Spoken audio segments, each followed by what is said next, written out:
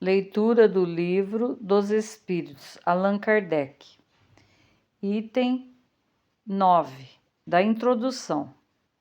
O movimento dos objetos é um fato firmado. A questão é saber se nesse movimento há ou não uma manifestação inteligente. E em caso afirmativo, qual é a fonte dessa manifestação? Não falamos do movimento inteligente de certos objetos, nem das comunicações verbais, nem mesmo daquelas que são escritas diretamente pelo médium. Esse gênero de manifestação, evidente para aqueles que viram e aprofundaram a coisa, não é, à primeira vista, bastante independente da vontade para assentar a observação de observador novato. Não falaremos, pois, senão da escrita obtida com a ajuda de um objeto qualquer munido de um lápis, tal como o cesto, a prancheta, etc. A maneira pela qual os dedos do médium pousam sobre o objeto desafia, como dissemos, a destreza mais completa de poder participar, em que o seja, no traçado dos caracteres.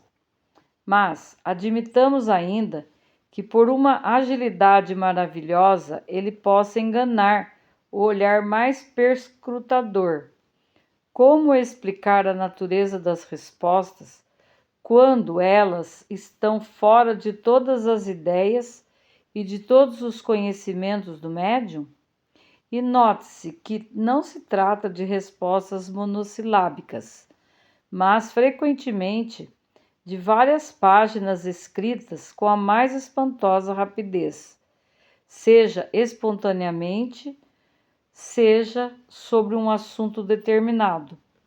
Sob a mão do médium, mais estranho à literatura, nascem algumas vezes poesias de uma sublimidade e de uma pureza irrepreensíveis, e que não renegariam os melhores poetas humanos. O que se adita ainda à estranheza desses fatos é que eles se produzem por toda parte e que os médios se multiplicam ao infinito. São esses fatos reais ou não? Para isso não temos senão uma coisa a responder: vede e observai. As ocasiões não vos faltarão, mas, sobretudo, observai com frequência, por longo tempo e segundo as condições necessárias. Diante da evidência, que responde os antagonistas? Sois, dizem eles, vítimas do charlatanismo ou joguetes de uma ilusão. Diremos primeiro que é preciso afastar a palavra charlatanismo de onde não há proveito. Os charlatães não fazem seu trabalho de graça. Seria, pois, tudo no mais uma mistificação. Mas, por que estranha coincidência, esses mistificadores se teriam entendido de um extremo ao outro do mundo para agir da mesma maneira, produzir os mesmos efeitos e dar sobre os mesmos assuntos em línguas diversas respostas idênticas, senão quanto às palavras, ao menos quanto ao sentido? Como pessoas graves, sérias, honradas, instruídas, se prestariam a semelhantes manobras e com que fim? Como encontrar-se entre as crianças a paciência e a habilidade necessárias? Porque, se os médios não são instrumentos passivos, lhes é preciso uma habilidade e conhecimentos incompatíveis com certa idade e certas posições sociais.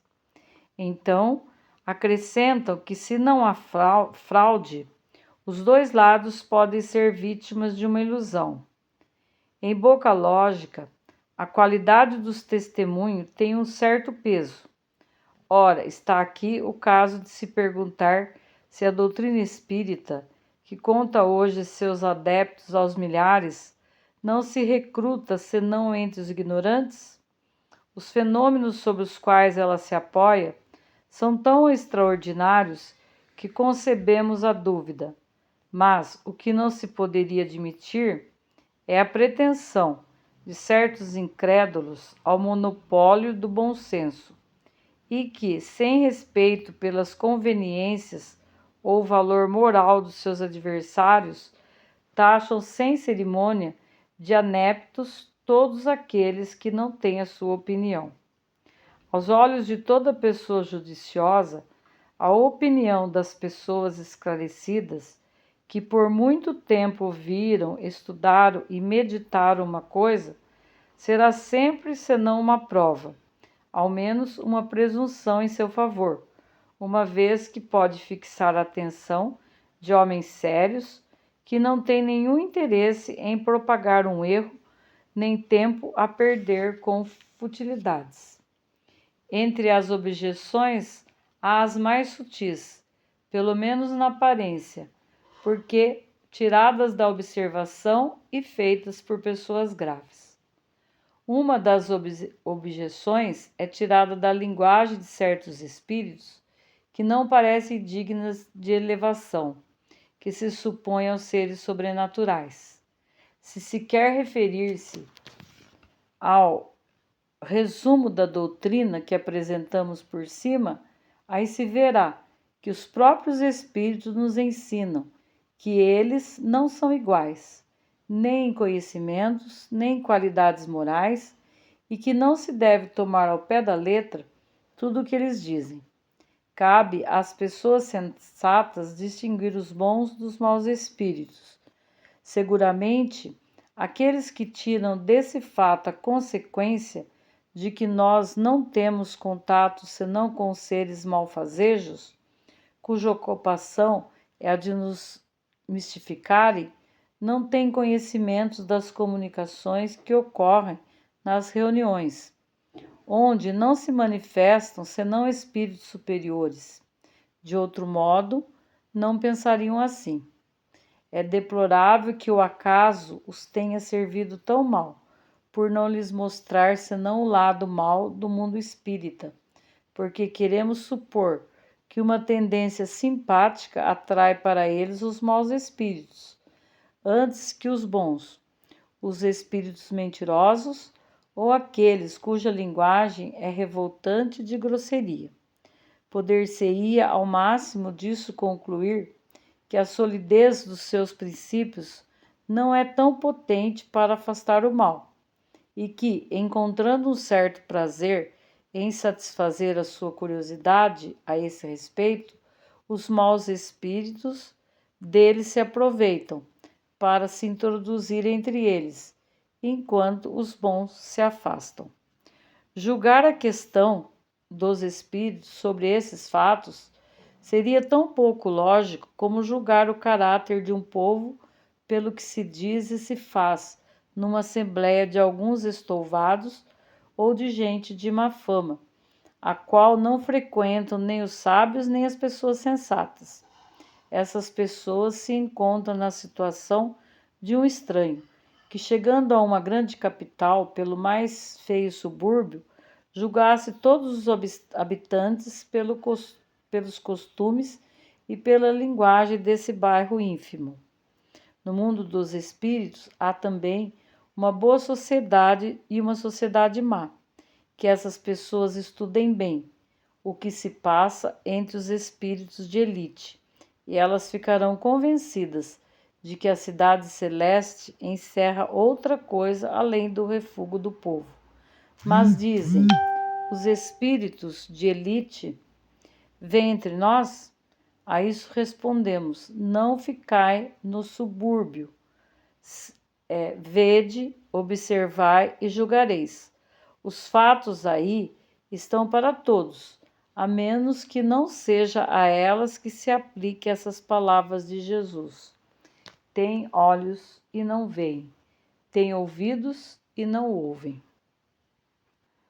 Uma variante dessa opinião consiste na de não ver nas comunicações espíritas, em todos os fatos materiais a que elas dão lugar, senão a intervenção de uma força diabólica. novo Proteu que revestiria todas as formas para melhor nos enganar. Não a cremos suscetível de um exame sério, por isso nela não nos deteremos. Ela se encontra refutada por aquilo que dissemos.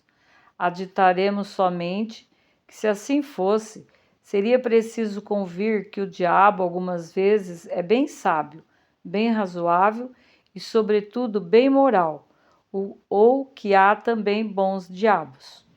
Como crer com efeito que Deus não permite, senão ao espírito do mal, de se manifestar para nos perder, sem nos dar por contrapeso os conselhos dos bons espíritos?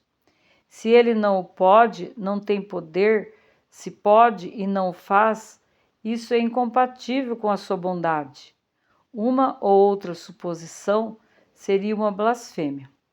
Notai que admitir a comunicação dos maus espíritos é reconhecer o princípio das manifestações. Ora, do momento que elas existem, isso não pode ser senão com a permissão de Deus. Como crer sem impiedade que ele não permite senão o mal, com exclusão do bem?